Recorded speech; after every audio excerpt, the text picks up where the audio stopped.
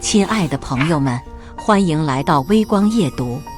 公司年会上，总裁妻子的小助理喝了2杯后，突然当着所有人的面嘲讽我：“楚晨哥，听婉晴姐姐说你最多3秒，是真的吗？”我被气得脸色通红，忍不住骂了他2句，可妻子却立马护在他面前，直接将酒瓶砸在我头上。轩轩他只是为了热一下气氛，开个玩笑，你至于吗？我刚想反驳，小助理故作委屈地拦着他：“婉晴姐，楚晨哥是公司副总，是我不该当着这么多人的面乱说，你们别吵，他骂我也是应该的。”闻言，妻子让我滚，还想要罢免我的副总职位。看着目光决然的妻子，我决定亲眼看看他怎么把公司玩垮。接下来开始我们本期故事，记得点击订阅并开启小铃铛。额角的血缓缓滴落，我没想到苏婉晴居然会为了宋轩直接动手。我默不作声，他却以为我主动低头，继续责备3连：“楚晨，你时间短是事实，轩轩他又没说错什么。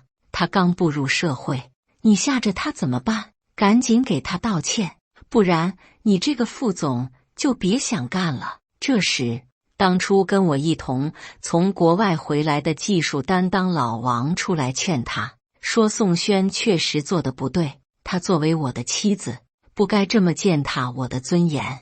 可他话音刚落，宋轩却露出一副委屈模样：“婉晴姐姐，王哥说得对，你和楚晨哥是夫妻，不该因为我生气。刚刚都是我多话，毕竟在楚晨哥眼里，我就是一个小人物，小人物就不该多话。”一听到宋轩的话，苏婉晴火气更大了：“楚晨，你不就是看轩轩不顺眼吗？平日里你就欺负他，今天我在这，你就别想再逞凶。”老王还想劝他，可刚一开口，却被他直接降职处理：“轩轩别怕，有姐姐在，谁都不能欺负你。”宋轩一副乖巧模样点头，可看向我时，眼中却微不可察地露出一丝挑衅。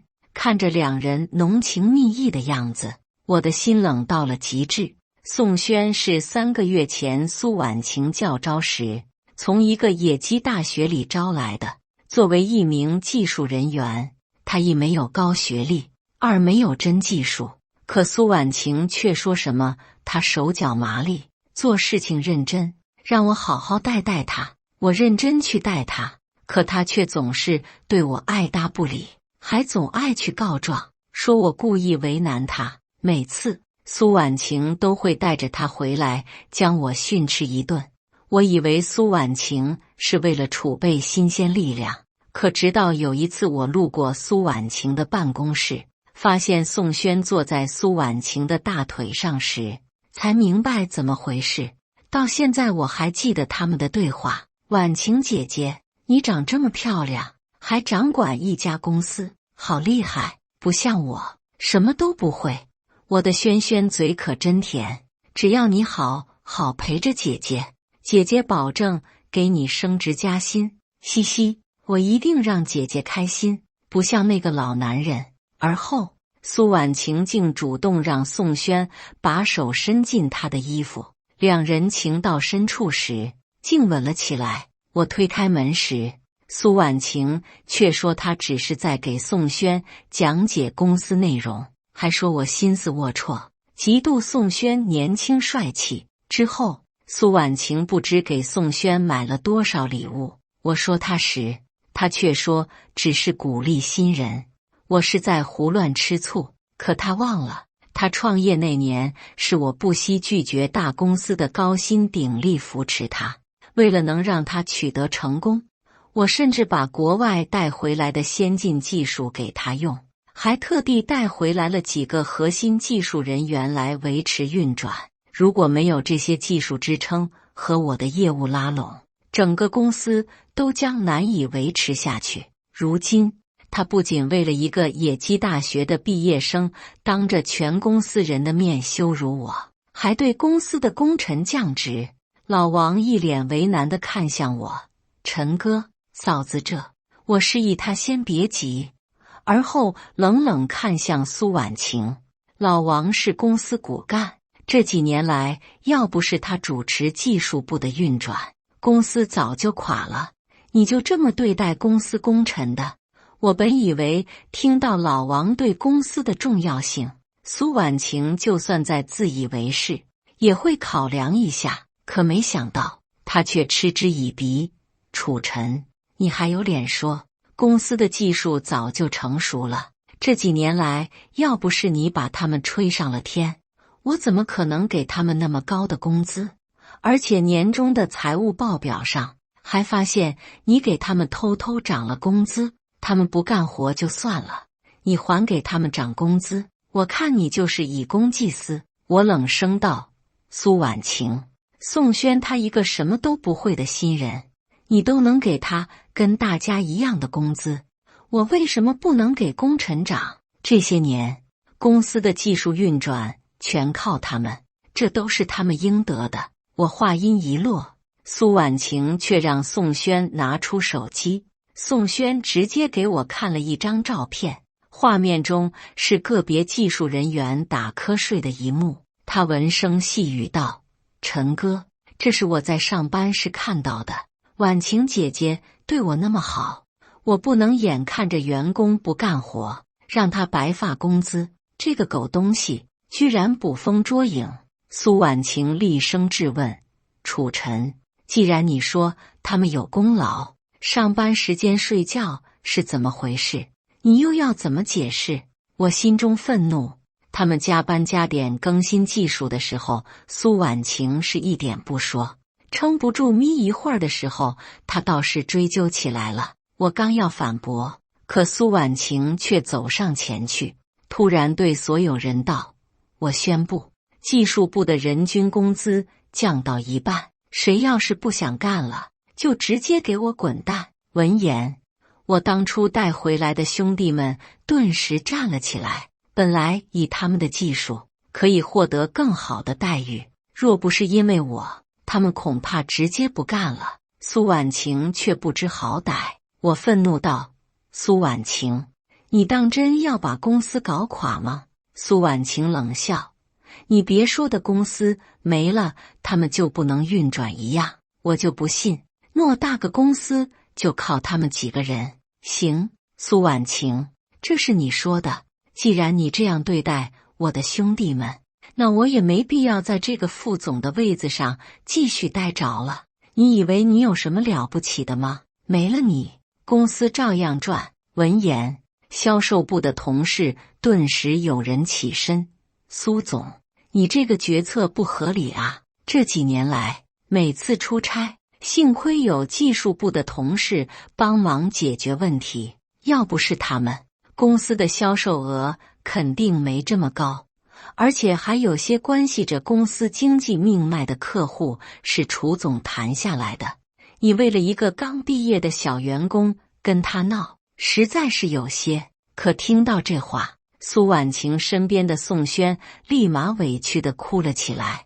婉晴姐姐，她说的对，我是小员工，我对公司就是个累赘，你别为了我跟大家闹矛盾，我这就辞职，我不会影响到公司正常运转的。说着，宋轩就准备走，可苏婉晴却一把拉住了他，而后冷冷看了销售部同事一眼：客户都谈不来，我要你们销售部是干嘛吃的？销售额上不去，证明你们能力不行。你要是觉得离了他们不行，那你也滚蛋，我的公司不要庸才。闻言，那人叹了口气坐下，而后苏婉晴冷笑着看着我：怎么，你不是要跟他们一起滚蛋吗？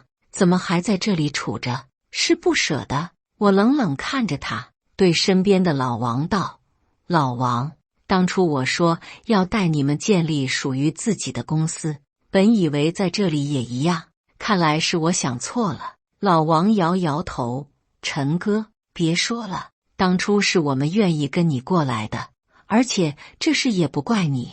我点头：你还记得当初回来时我们注册的公司吗？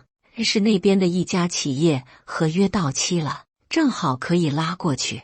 老王一愣，而后反应过来，脸上露出欣喜。记得，兄弟们也盼望许久了，我这就跟他们说。闻言，苏婉晴却一脸不屑：你以为公司是那么好开的？你别是在这里丢了面子，故意说这种不着边际的话，死撑着吧！真是笑死我了。我平静地看着他，是不是死撑？你很快就知道了。可他却不屑，那我可真是拭目以待了。不过我们最好还是签个协议，省得到时候你亏得破产了，再连累我。我平静地看着他，正合我意。很快，协议签完，内容是如果公司出现任何问题，需要自己承担。最后是各凭本事。这时，他厌恶地看了我们一眼。行了，带着你的人赶紧滚吧。我冷冷看了他一眼。苏婉晴，你会后悔的。接着，我直接带着当初选择信任我，跟我一起回来的几人离开。当初兄弟们信任我，答应跟着我一起回国创立自己的品牌。那时候，我跟苏婉晴还没结婚，她是女强人。听说要创立公司时，我还跟大家说在他的公司也一样，因为大家信任我。这几年来也都一直在努力建设公司，可我每次想给他们涨工资时，苏婉晴却不情不愿。本来还想着等拉到更大的客户，给公司创造更大的利润后，让苏婉晴无话可说。可最终他却为了一个野鸡大学的毕业生寒了他们的心。离开酒店后，我立刻联系了即将续约以及那些合约即将到期的客户，在听到我要自立门户后，纷纷表示鼎力支持。楚总，你总算想通了，之前要不是看在你的面子上，我们早就停止合作了。是啊，之前的产品总是出问题，我们怀疑存在偷工减料。当年您帮我解决了一个大难题，我也没打算跟您说。现在好了，您自个当总裁，我终于可以放心了。我一一回复他们放心，以后不会出现任何产品问题，然后立刻着手公司的启动事宜。为了我能迅速正式运营，第二天客户方还来了许多帮忙的人，说等跟苏婉晴的合约马上结束，到时候会立刻来跟我合作。而苏婉晴那边，自从我带人离开后，他居然让宋轩这种一问三不知的人当上了主管，还让他去维系客户。我冷冷一笑，没有理会，专心经营自己的公司。有了第一笔订单后，我带兄弟们去庆祝，可上个厕所的功夫，竟遇到了苏婉晴和宋轩。这时两人正在互相喂饭，看到我，苏婉晴冷冷一笑：你以为公司是那么好建设的吗？等你亏得分文不剩，最好别来求我。宋轩也阴阳怪气道：婉晴姐姐，我听说楚尘哥已经有了一个订单了呢，我们还是要小心的好。苏婉晴掩嘴轻笑：轩轩，你是说那个我们不要的客户吗？他们之前买那么点产品，也就新建立的小公司才愿意跟他合作了。我没忍住一笑。苏婉晴不懂市场，她以为那是小客户，却不知人家只是在测试，等验证合格后就会下大单。而如今他们也测试完成，跟我合作了。见状，苏婉晴冷笑：楚尘，你笑什么？轩轩现在已经对接客户，而且反应很好。事实证明，我的公司有你没你都一样赚，轩轩完全可以代替你。我看向宋轩，他脸上闪过一丝心虚，却又强硬道：没错，现在客户很稳定，婉晴姐姐马上就给我升职。我不气不恼，微微一笑：哦，那真是祝贺你了。说完，我懒得再看他们，直接回去与兄弟们继续庆祝。之后没多久，那些与苏婉晴结束合约的客户纷纷来找我合作。看着逐渐起量的订单，看着兄弟们脸上的笑容，我松了口气，这样总算对得起他们当初的信任。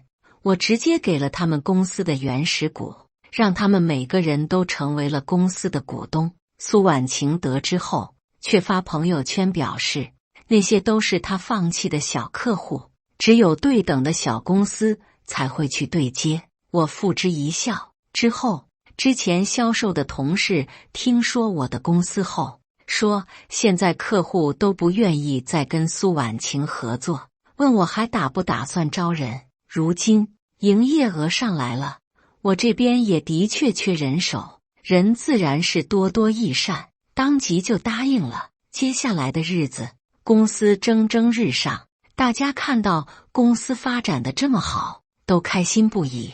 等到月末，当我取出厚厚一摞现金，准备给大家分红时，苏婉晴的电话却突然打来了。电话刚一接通，便传出她质问的声音：楚晨，你真是卑鄙，为了自己的私欲，抢我公司的客户不说，居然还从我这里挖人，你还要点脸吗？你害得我的公司营业额下滑了几十个百分点，要是我的公司运转出了问题，就是你的责任。你赶紧把我的客户和员工还回来，不然别怪我不客气。闻言，我意识到苏婉晴这是终于坐不住了。我不紧不慢地喝了口红酒，才慢悠悠道：苏婉晴，你的员工和客户确实在我手上，但他们是自愿过来的，我找我可就找错人了。谁知话音刚落，苏婉晴就厉声道：休想骗我，轩轩都跟我说了，他看见你趁我的员工下班的时候经常拉他们去吃饭，那些客户也都是你以前拉的，是你没有交接好工作，才导致我经营损失，所以你要负责。真是歪理。如今公司被宋轩玩得半残，苏婉晴却宁愿相信他的所有话，把错误赖在我的头上。不过如今这些都跟我没有任何关系，我只需要经营好自己的公司，对得起大家的信任就行。所以我冷声道：苏婉晴，你把宋轩当成宝，失了人心，这一切都是你自己一手造成的。苏婉晴不甘心，那你把客户还给我，就算没了那帮佣人，只要有客户，公司依旧可以做大做强。我真是不知道他是怎么恬不知耻的说出这种话来的。刚要开口，老王走了过来，因为开的免提，所以大家也都听到了他的话。老王叹了口气：苏总，当初的订单几乎都是陈哥一个人拉回来的，他为了你，经常一天吃不上一顿饭，陪客户喝酒喝到胃穿孔。当初他为了不让你担心，让我们都不要告诉你，但你作为一个总裁，不应该不知道销售拉业务的艰难才对。而且客户肯合作，很多时候看的是人，跟一家公司没有太多关系，因为他们是大公司，根本不缺货源。这时其他人也都开口：是啊，苏总，陈哥一个人就撑起了公司的半壁江山，那个宋轩什么都不懂，还总是找陈哥的不自在，这些我们都看在眼里，你怎么能偏袒他呢？大家都知道我和苏婉晴现在依旧是夫妻关系，所以他们看在这种时机上，主动想要劝他向我低头。可他们不清楚苏婉晴的性格，她是说一不二的人，不然也不会离开公司，选择自己创业了。她是个女强人，听不进别人说的话的。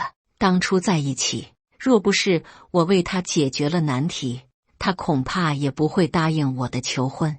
她看重的更多的是我给她带来的价值。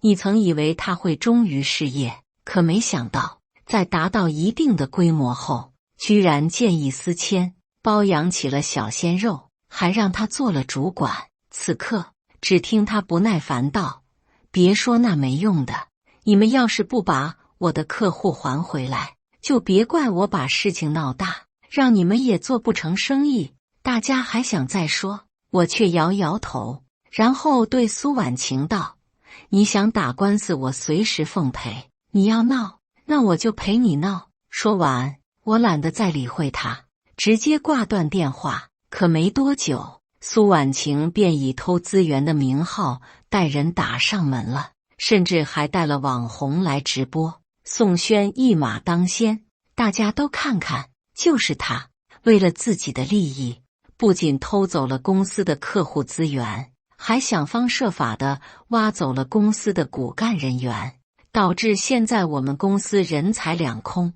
苏婉晴站在他身边，也一副慷慨激昂的样子。轩轩说的没错，就是他，害得我的公司现在业绩直线下滑，现在已经出现了巨大的亏损情况。他偷技术偷客户，简直不要脸。两人一唱一和，惹得围观的众人议论纷纷起来。这家公司最近势头正猛，我以为是真有什么真本事，结果原来都是偷来的啊！看着人模狗样的，没想到竟不干人事。既然这样，那大家以后不要再买他家的产品了，让他自食恶果。群起激愤。看到这一幕，苏婉晴和宋轩对视一笑，脸上露出笑容，而后继续大肆宣扬我的恶行。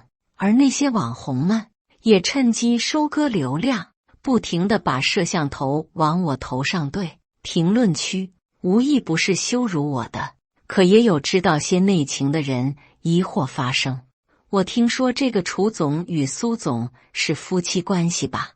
你们不会是想踩一捧一吧？”闻言，苏婉晴立马解释：“我跟楚晨的确是夫妻关系，但在公司的事上，我们是彻底不想干的。在他自立门户之前，我就跟他签署了互不相干协议。”说着，他拿出我创立公司前跟他立下的协议。可众人看了，还是有点不信，觉得这是一出骨肉计。这时，有人突然大喊：“要想让我们相信，除非你们俩离婚，解除夫妻关系，这样我们就一定会支持你，把这个偷窃狂给打压下去，在网上声讨他，让他彻底翻不了身。”我看向说话的那人，这人我见过，是当初跟宋轩一起入职的一个小员工。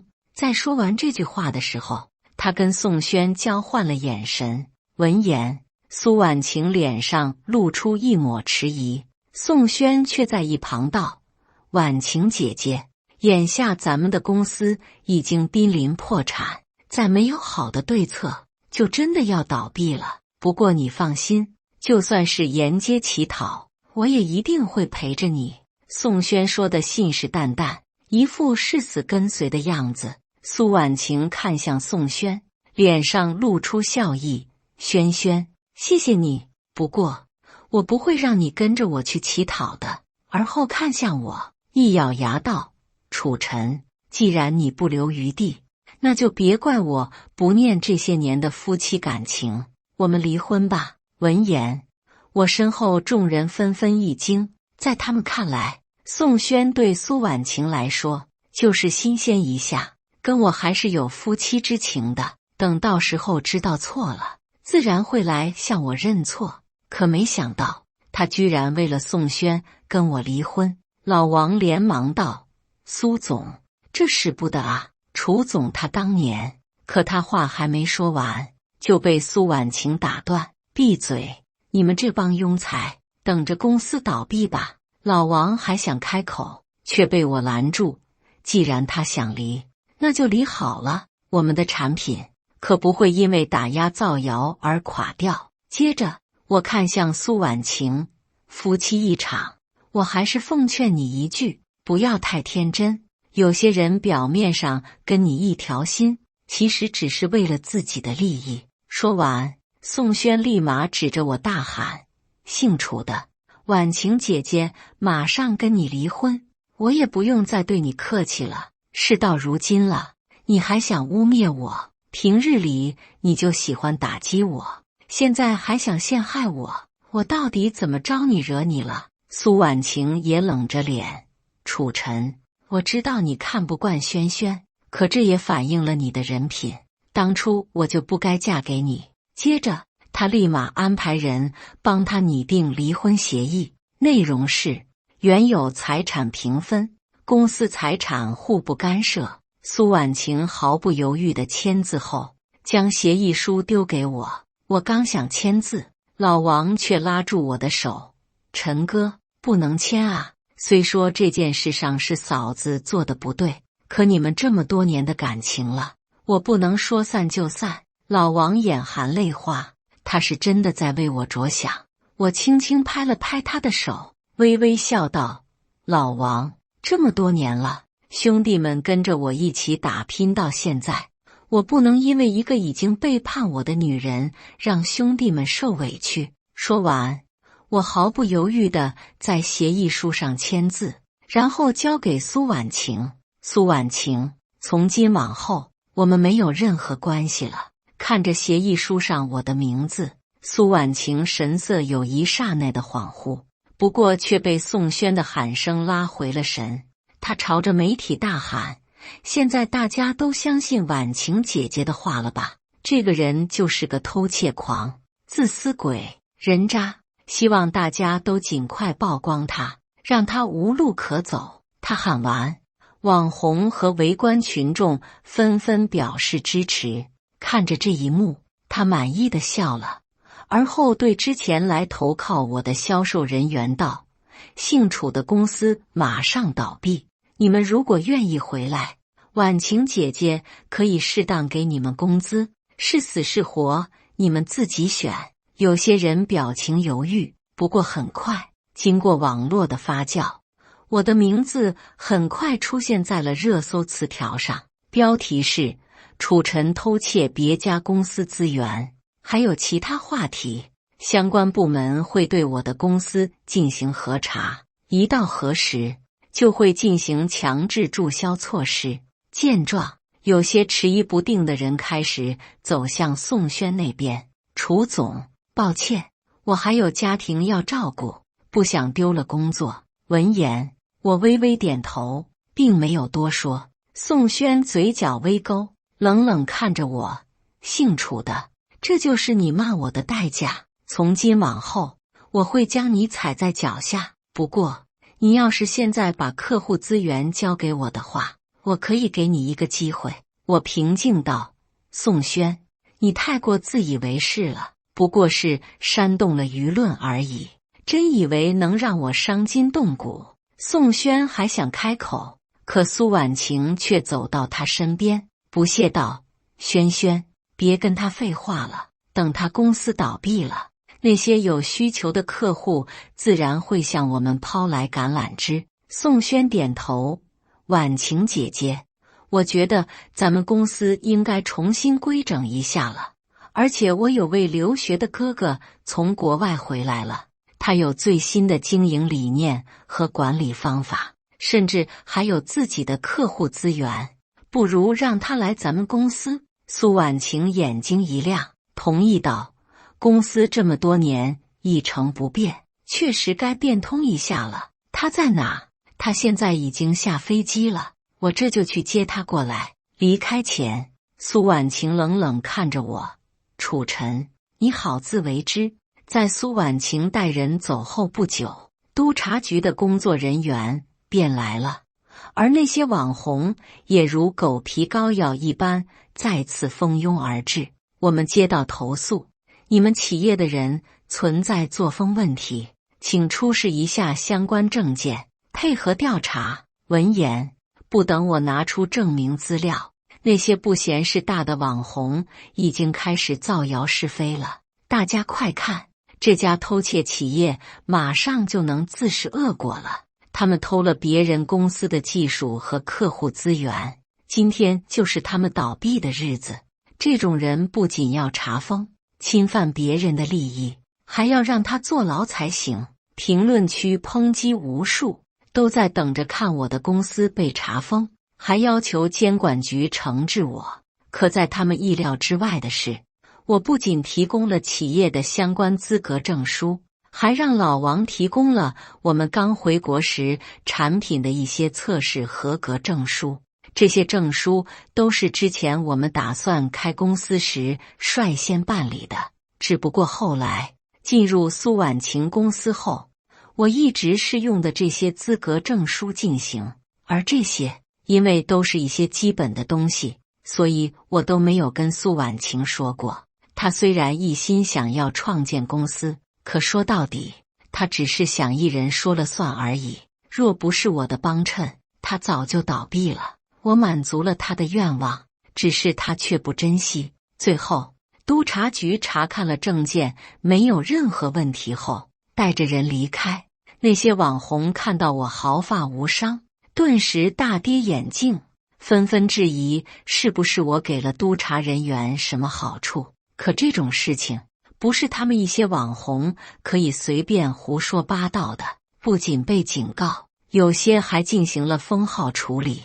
看着一切尘埃落定，员工们纷纷开心不已，继续忙碌起来。而苏婉晴在听到我通过检查后，立马火了。她质问那些网红，为什么没有把舆论煽动起来，白给了他们这么多钱。可那些网红却根本不摆他了。碰了一鼻子灰的苏婉晴还没等气消，就发现客户再次流失。不过他似乎并没有因此一蹶不振，而且公司迎来了一个新的副总。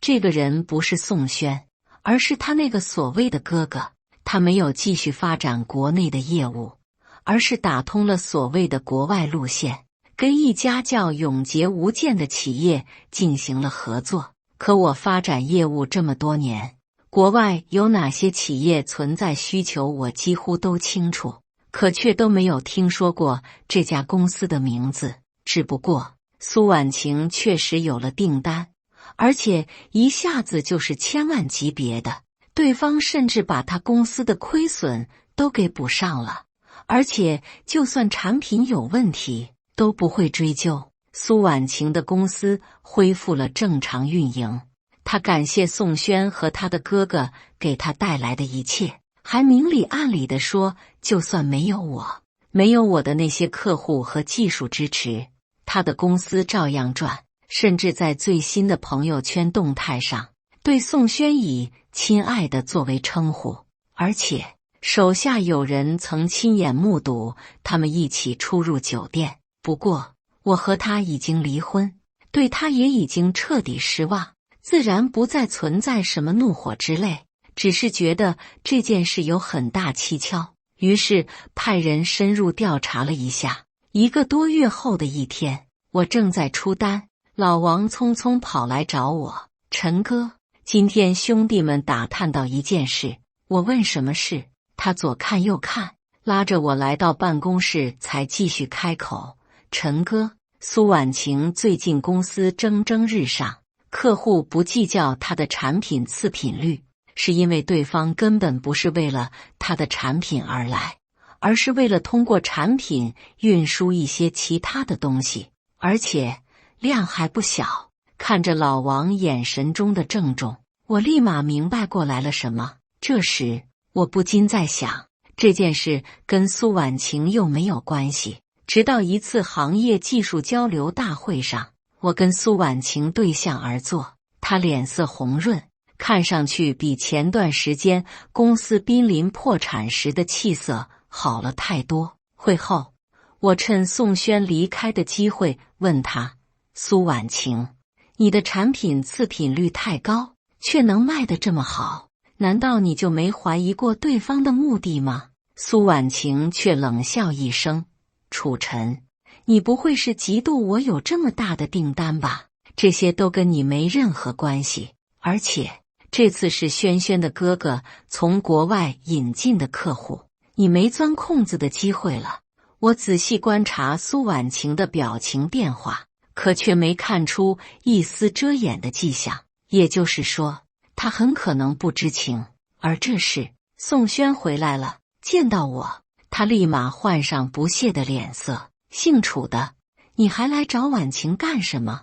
不会是后悔跟他离婚了吧？婉晴，没想到这么快，他对苏婉晴的称呼都变了。接着，他问苏婉晴跟我说了些什么。苏婉晴一字不漏地将我们刚才的对话告诉了他。顿时，他的眸光中出现一丝凶光。这种目光我曾在国外出差时从那些恐怖分子的眼中看到过。可宋轩不是一个野鸡大学的毕业生吗？而且之前他一直都表现得很没用，难道是装的？他深深看了我一眼，突然笑道：我哥带来的客户是国外的一家上市企业，你如果再敢捣乱，我这次就不客气了。话里的威胁之意明显，我没再多说，而是转身离去。只不过刚没走多远，就被人盯上了。看着远远跟随而来的几个西装革履的黑衣人，我心一沉。为了甩开他们，我走进了人群密集的地方。可就在我以为已经远离时，后脑被人重重敲击，晕了过去。再次醒来，我正躺在一个死胡同里。宋轩正一脸玩味地看着我。既然被你发现了，那你就别想再完好无损地离开了。不光是你，还有你公司的人，应该也有知道的吧？我冷冷一笑，刚要开口，却看到苏婉晴的身影。轩轩，你怎么在这？他们是谁？苏婉晴转过头，看到了躺在地上的我，眉头一皱。楚晨，你怎么也在这？是不是又想找轩轩的麻烦？宋轩警告般地看了我一眼，而后对苏婉晴道：婉晴，他又污蔑我们公司，还想对我动手，他们是看不惯这姓楚的，才帮我教训他的。苏婉晴闻言没有多想，而是冷冷看着我：楚晨，你可真是死性不改，我警告你，以后别再出现在我和轩轩面前，不然我就对你不客气。我认真去待他，可他却总是对我爱答不理，还总爱去告状，说我故意为难他。当儿说完，他带着宋轩离开。临走前，宋轩给了几人一个眼色，他们继续朝我走来。我警惕地后退着，直到退无可退时，一队警察突然出现在，将几人控制住。后面，老王急忙走过来，问我怎么样。我说没事。问他怎么来了，老王道：这不是担心你吗？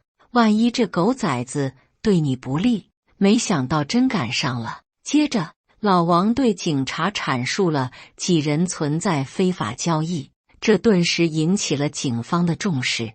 没等宋轩走多远，就把他和苏婉晴抓获了。有了线索，警方立马展开了调查，很快就发现了宋轩跟他哥哥非法勾当的蛛丝马迹，而后经过撒网，把这起恶劣的非法团伙彻底抓获。只是宋轩的哥哥却成了漏网之鱼，而苏婉晴怎么也想不到自己会成为别人利用的对象，而这个人还是他以为被自己掌控的宋轩。没多久，苏婉晴的母亲找上了我，她也是现在才知道了我们离婚的消息，抹着眼泪求我救救苏婉晴。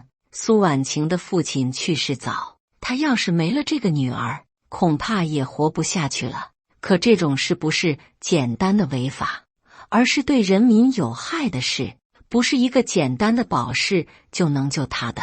当初跟苏婉晴结婚，老人家对我一直很好，我不是心狠之人，只答应老人家会想想办法。毕竟苏婉晴不是知情之人，应该还有宽恕的余地。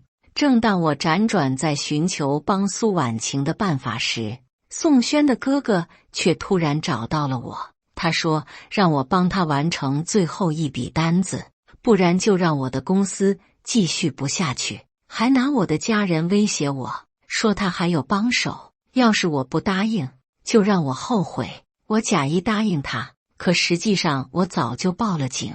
在交易那天，他被当场抓获。至于那些他所谓的帮手，确实进行了报复，可我早就把家人转移了，他们也只是自投罗网。最后，因为我们帮助警方破获了一起恶性案件，企业被市领导升级为重点企业，而经过我对事实的陈述，苏婉晴因为对事件毫不知情，则被宽大处理。不过，还是免不了牢狱之灾就是了。当我陪着他的母亲去探望他时，他流下了悔恨的泪水。看着老人泪眼模糊和他花白的头发，我不忍再看，默默离开。感谢大家的观看，本期故事精彩吗？欢迎大家在下方评论区吐槽。如果你喜欢这类故事，记得点击订阅微光夜读，并分享给更多的人，这会对我帮助很大。再次感谢大家的观看。